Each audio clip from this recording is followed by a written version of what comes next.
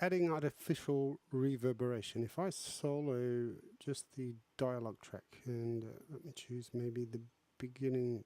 Inside, you'll catch a cold. So if the director wanted, that pretty much sounds like the raw dialogue that was captured during the shoot. Now, if the director wanted Inside, you'll catch a cold.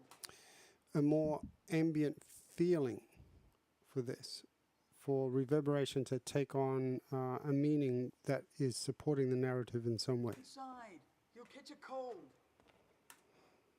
So instructions from the director, let's pretend that the director wants some kind of ambient, not echo, but a reverberant sound to maybe, you know, it's in the New York subway. Inside, you'll catch a cold. It doesn't sound like it's in a very big space. So open the mixer, Command 2, or up on the window you can choose mixer. Here I have a number of auxiliary tracks loaded. So let me simplify this. So again, select the first one, shift, and let me delete those. I think up here. Delete. Delete anyway. Inside, you'll catch a cold. So that simplified the number of tracks. So what I'm going to do is just add one new auxiliary track. So this will hold the artificial reverberation processor inside.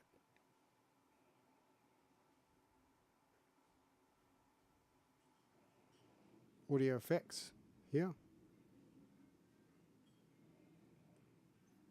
Reverberation, here we go.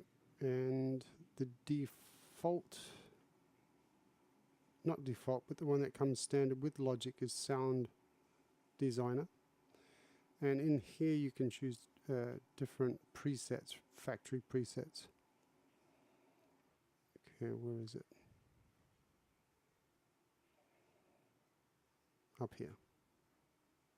Large space plates, spring reverb. So it's good to get to know what these built-in reverbs sound like to get some sense. Okay, 3.1 seconds is the reverb time. Some kind of tune. Let's try that. See what that sounds like. For the reverberation processor, the way we're going to use it, it's important to have the dry, which is the original sound, set to 0 or mute. The wet is the reverberant sound coming out of this processor. I'll explain more why are we doing it that way. Turn the level up, or if you want to use the quick key command option, click to 0 the fader. So all of these can be set to nominal fader level 0, okay, not audio level. Space Designers is within this auxiliary. Let's label this Rev 1. And the input to this, okay, that's the stereo output. If we go to our dialogue, which should be here, Inside. Let me label that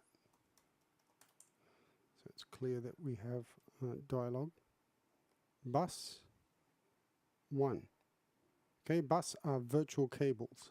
Think of them as virtual cables. Up to 256 virtual cables can be used. Now, for us to connect from the send, which is we'll make a copy of the dialogue channel, we want to send it over here to the auxiliary channel so that it can be processed. So here is the input to the channel. So we need to choose bus, choose one that is not used. I could choose 10, 1, whatever. Choose 10 for example. So this is our virtual cable number 10 if you like. From the dialogue channel, send bus. Here you see bus 10 with the name Rev 1, which refers to the channel down here that I gave it the name Rev 1. And the input for Rev 1, the auxiliary, I selected bus 10. So it's in a way it's like connecting one end of the cable. That's why you can see it from the dialogue channel send bus the name appears because one end of the cable has been connected. Select that, increase the level, the send level. Now this is post fader by default, meaning going after the fader. We should now hear reverberation, artificial reverberation from this processor when we select solo. Solo the dialogue channel, solo the auxiliary. Inside. And we do indeed. Inside. You'll catch a cold. Yeah. So if I deselect solo or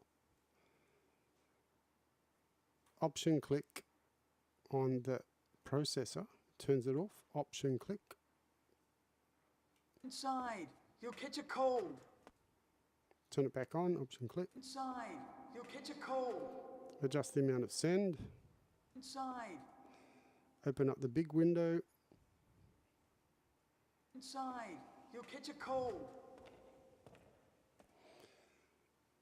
Maybe go back a little bit.